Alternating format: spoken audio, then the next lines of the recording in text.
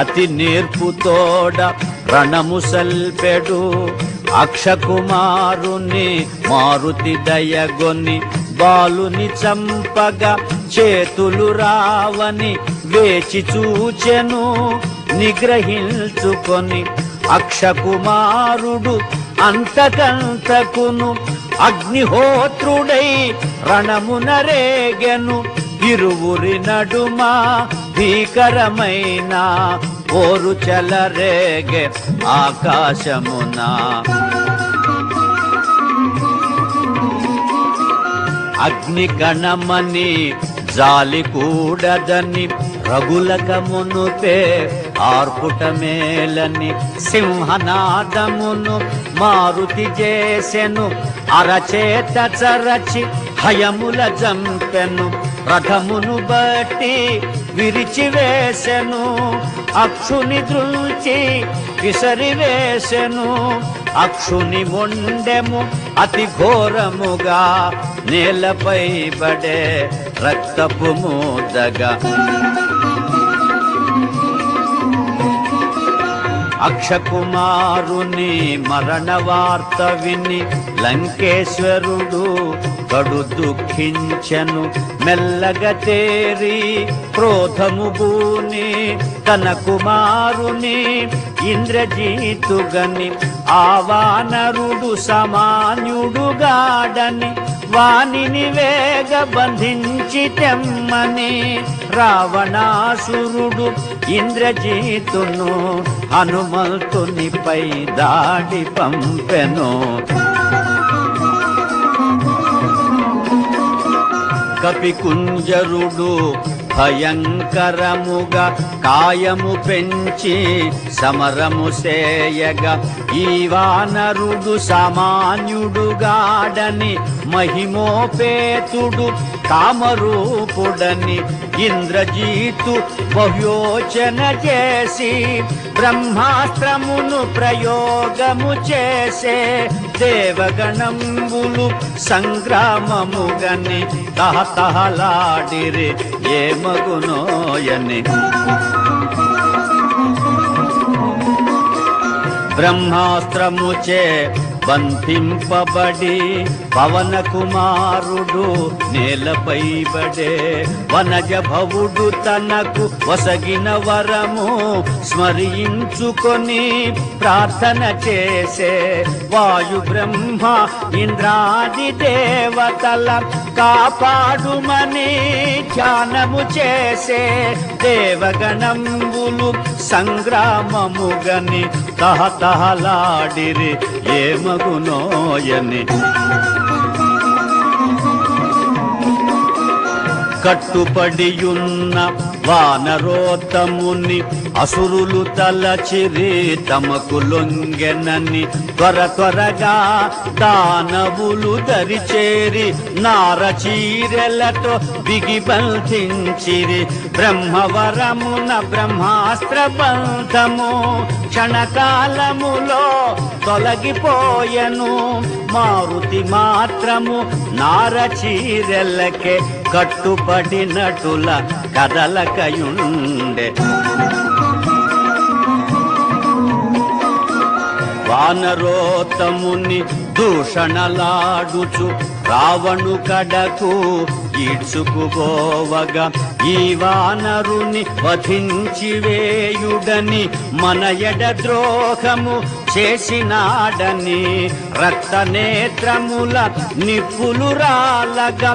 లంకేశ్వరుడు గర్జన సేయగా. రావణు తమ్ముడు విభీషణుడు దూతను చంపుట తగదని తెల్పెను. శ్రీ హనుమాను గురుదేవులు నాయద పలికిన సీతారామ కథ నే పలికెద సీతారామ కథ.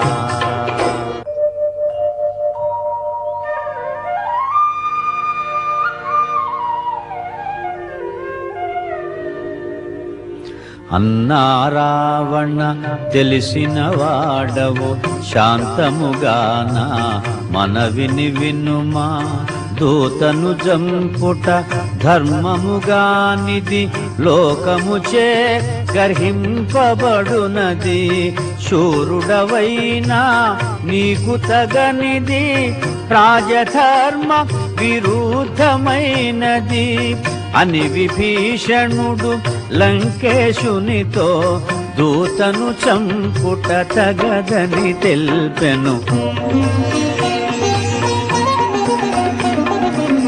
అన్నావీనిని వధింపకుమా, తగురీతిని దండించి పంపుమా. దూత ఎడల విధింపబడినవి వధగాక తగిన దండనలున్నవి. తలగొరిగించుట, సబుకు వేయుట, గురుతు వేయుట, వికలాంగు సేయుట అని విభీషణుడు లంకేశునితో దూతను చంపుట తగదని తెల్పెను. శ్రీ హనుమాను గురుదేవులు నాయద పలికిన సీతారామ కథ, నే పలికెద సీతారామ కథ.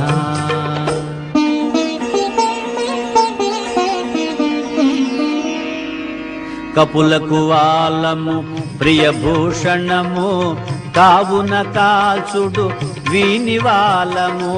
వాడవాడలా ఊరేగింపుడు, పరాభవించి వదలివేయుడు. కాలిన తోకతో వీడేగుగాక, అంపిన వారికి తల వంపుగాగా అని రావణుడు విభీషణుని గని ఆజ్ఞాపించను కోపమణచుకొని. జీర్ణాంబరములు అసురులు దేచిరి, వాయుకుమారుని తోకకు జూటిరి. నూనెతో తడిపి నిప్పంటించిరి, మంటలు మండగా సంతసించిరి. కపికుంజరుని ఈడ్చుకుపోయిరి, నడివీధులలో ఊరేగించిరి. మారుతి మాత్రము మిన్నకుండెను, సమయము కాదని సాగిపోయెను. కపిని బంధించి తోకగాల్చిరని, నడివీధులలో త్రిపుచుండిరని. రాక్షస వనితలు వేడుక మీరగా, పరుగున పోయి సీతకు తెలుపగా. అంతటి ఆపద తన మూలమున వాయుసుతునకు వాటిల్లెనని సీతామాత కడు చింతించెను. అగ్నిదేవుని ప్రార్థన చేసెను. ఓర్వరానివై మండిన మంటలు ఒక్కసారిగా చల్లగా దోచెను. అగ్నిదేవునకు నా జనకునకు అన్యోన్యమైన మైత్రి చేతను. రామదూతనై వచ్చుట చేతను, సీతామాత మహిమ చేతను. మండే జ్వాలలు పిల్లగాలులై వివసాగెనని మారుతి పొంగెను. ఆనందముతో కాయము పెంచెను, బంధములన్నీ తెగిపడిపోయెను. అడ్డగించిన అసురులందరిని అరచేత చరచి అడ్డడగించెను. గిరిశిఖరము వలె ఎత్తుగనున్న నగర ద్వారా గోపురమందున స్తంభము పైకి మారుతి ఎగసెను. లంకాపురమును పరివీక్షించెను. శ్రీ హనుమాను గురుదేవులు నాయద పలికిన సీతారామ కథ, నే పలికెద సీతారామ కథ.